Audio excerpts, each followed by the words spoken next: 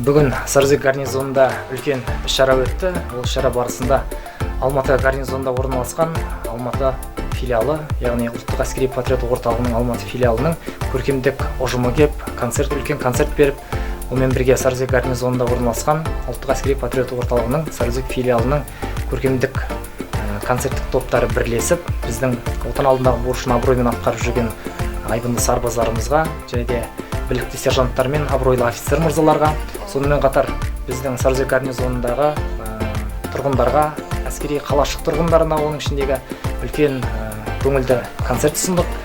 Барлығының көңіл күйінен шықты деген ойдамыз. Біз осы отан алдындағы абыройлы сарбаздарымызға деген, офицерлерге, сержанттарға деген рухын көтеру мақсатындағы біз іс-шарамызды тоқтатпаймыз. Сол кісілердің рухын көтеру мақсатында ерінбей еңбек етеміз.